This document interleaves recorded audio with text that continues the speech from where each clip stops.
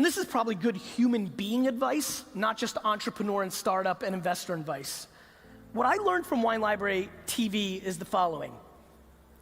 The true story of Wine Library TV was the day that I thought I was gonna start it, I thought I was gonna do something similar to QVC, and I don't know if you have a QVC or shopping network in Europe, but QVC in America, it's a show and they sell stuff through the TV. I thought I was gonna do the QVC of wine. The first episode of that show, when that camera went on and that light went on, I realized that this was gonna be on the internet forever, and that I didn't wanna just peddle wine. I decided I wanted to be a value to people in learning about wine, because I was scared that if I was peddling something I didn't believe in, that somebody would come up to me at a party and say, do you like this? And I'd say, no, I hate it. They're like, well, you fucking said it was awesome on Wine Library TV. You're a scam artist. I'm like, shit, no. So I was very focused on leveling up, and I really believe the one great piece of advice, if you wanna take anything from this talk, is we have to start realizing that giving and doing things in business without expectation of return from the other individual is probably the greatest leverage that you could ever deploy in your business life, though it is extremely rare in today's business environment. And it has absolutely been the bedrock of what has allowed me to win. All my engagement, all my selfies right over there and signing books, all the content, I have nothing to sell. I have a book that I fucking sell once every 3 years for $13.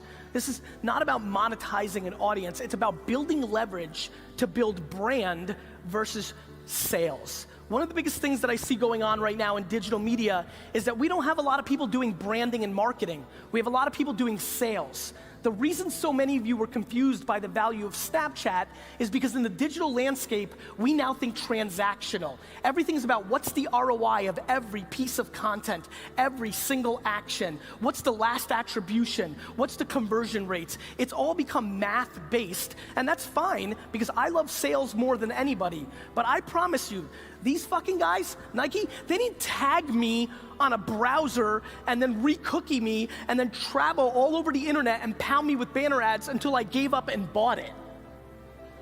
I bought it because they fucking marketed to me over the last 20 years and I don't even fucking know why I buy it. And that is a very important point, because what we're living through is a time where people are just being very transactional and conversion based when everything continues to get arbitraged. Another thought that I'm curious, how many people here have gone to the life that I've gone to? Over the last 3 months, I no longer have a laptop or an iPad. I now only live through my mobile device. How many people are on that level doing that? Raise your hands. Not a lot. And this is like, think about this conference. I really think that this trend, I do believe that if I came back here in 2 years, that 50, 40, 30% of the hands in this room would go up to that following question, and I'm completely fascinated by it. And then for everybody in the room that is building businesses on the internet, the thought of what's happening in your landing page optimization or the UI and UX of your product in a desktop environment, I think is in the beginning stages of being disrupted. And that's what I really spend most of my time in, which is what's the attention arbitrage?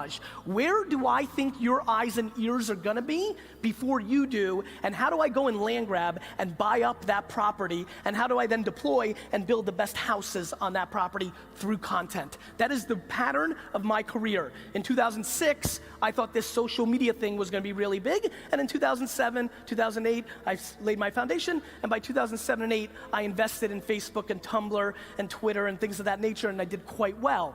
I also used them to tell my story, sell my wine, do my thing. I think this is super important to understand, because I think we also decide that things are emerging too fast. This is not just being first mover. A lot of people like to give me credit, like, you predicted all this stuff, you were so right. I just want to be on the record forever. There's plenty of people here recording. I haven't predicted shit. I'm not Nostradamus. What I've done well is I've moved quickly once you actually started using them. I didn't predict Twitter. I wasn't right about Snapchat. I was just looking at data.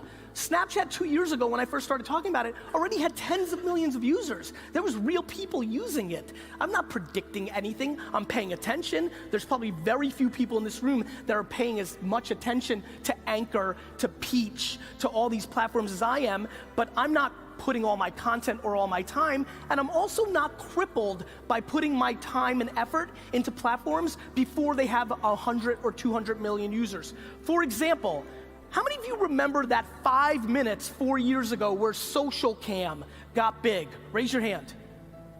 All right, so 3 nerds.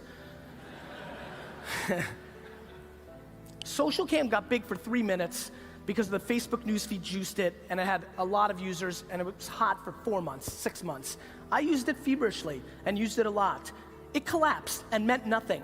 But during that period, I learned so much about mobile video and the cadence of it and how people interacted with it, that when Vine came along a year and a half later, and then Instagram video, and then Snapchat, I'd already put in the work and had the learnings from human behavior that I deployed against the next thing. There are way too many people in this room that do not do actions because they're crippled by the short-term results versus what it means in the long term. And this goes to marketing, and this goes to running your business, and this comes down to what I probably want to spend a few more minutes on right now, which is, my friends, there's a lot of people in here that are startup founders that should not be. My friends, there are a lot of people in here that work at agencies that should not be. They should be probably switched, and vice versa, and different things. One of the things that is absolutely driving me right now in my life is the untold depression, the untold suicides. To just get dark for a second, it's not fun to talk about, but it's important. We are lacking self-awareness in this space in a very substantial way. And there's a lot of people that are about to be met with a lot of disappointment and are struggling. How many people are an entrepreneur in here? Raise your hand. You guys and gals know, this isn't easy. There's nobody else. It's fun to work for somebody. You know why? You get to blame the boss. She and he is an asshole, not you. When you're an entrepreneur where there's nobody else behind you, it's on you. And one thing we're not talking about is the level of success. Everybody thinks they have to build fucking Uber. Everybody thinks they have to make millions of dollars.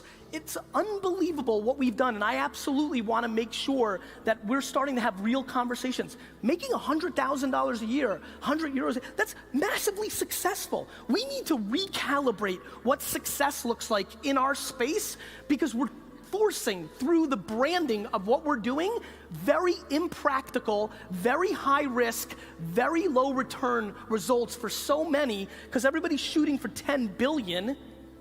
Guys, there's like 4 apps that big. There's like Uber and Instagram. Like, how many fucking billion-dollar companies do you think there are? And so I really am passionate about starting to reframe the conversation about the number one thing that I have noticed in my 20 years of my success, because let me tell you something, I suck shit at almost everything. What I've done well is I've deployed self-awareness around what I am, and I know what I am. And there's a lot of things I wish I was. 7 years ago, as a lot of you know, I had plenty of leverage in the Web 2.0 social media movement. I was one of the guys, I was one of the 20 most followed people on Twitter. I didn't go and raise $40 million to build the next Facebook. I didn't raise $50 million to build a platform around wine. I was self-aware enough, even though I had all the opportunity in the world to build product, that I wasn't gonna be successful. 7 years ago, I went out and built a boring digital agency, right? I built something practical. All my internet friends, a lot of the people gonna be on the stage, they made fun of me. Like, why don't you go build a big company or something grand? I built what I knew I could build. I'm very proud that over the last 4 years, I've grown VaynerMedia from $3 to $100 million a year in revenue, not fucking valuation.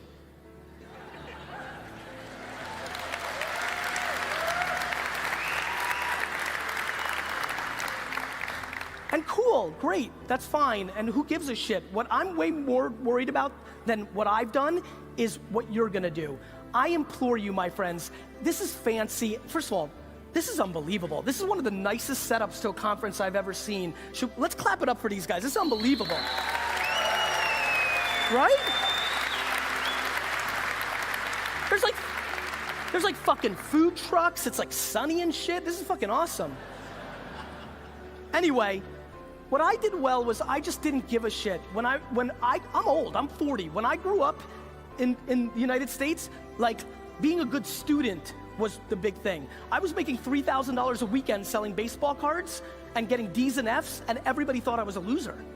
Like, that's what the narrative was. Now it's reversed. If I was in school now making $3,000, $4,000 a weekend as a 13-year-old, I would have been the next big thing, right? I went through it, and I did not succumb to the current thing that everybody thought in America was the right thing, which was go to the best school you could go to. I understood who I was, and I went in all in on my strengths, and I implore a lot of you to do that. There's too many people sitting in this room that want to be the #1 CEO founder, but if you were the 7th employee of a company, you know, I'd much rather be number 41 at Facebook than #1 of Facebook.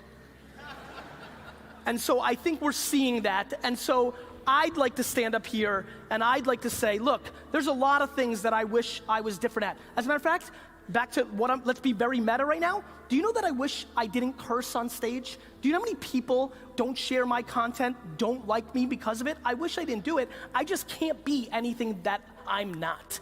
And so I implore you, don't worry about what's cool right now or what we're all focused on or what your mama wants you to be. You need to go home from this conference. You'll be inspired, there'll be cool people, there's interesting shit, but I'm telling you with the bottom of my heart, it is fundamentally irrelevant if you don't know who the fuck you are. And the quicker you can start forcing yourself to understanding what role you play, #1, #7, PR, marketing, product, UI, everybody wants to be somebody else. I wish I was the quarterback of the New York Jets. It's not gonna happen. And so, if I can accomplish one, and by the way, I'm being very realistic. I'll be very, very transparent with you. This little 7-minute rant that I just came up with, I'm trying to reach one person. Like, this is not so easy. It's hard to have the ego and the humility at equal ends to figure yourself out. But I promise you, as I've looked across the landscape, and I've looked at 25, 50,000 startups at this point, right? I have now spent the last 4 years of my life with the Toyotas and the Pepsis and the GE, you know, biggest brands in the world, myself, my inner circle.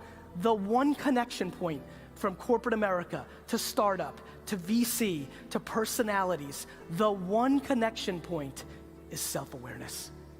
Once you start understanding yourself, once you start actually executing on who you actually are versus who you wish you were, things start to change very quickly. And so, the reason I'm passionate about this is always very worldly advice and is probably historically always good things to talk about. I just feel that if any of you really paid attention to the macroeconomic infrastructure of what's happening in our space right now, this nirvana that we've lived through for the last 6 or 7 years is about to shift. It just is. It's just the data. I don't want it. I wish it was nirvana forever, just like everybody else. During the down cycles, the people that are able to win are the ones that are most in tune with themselves, the ones that are the most practical.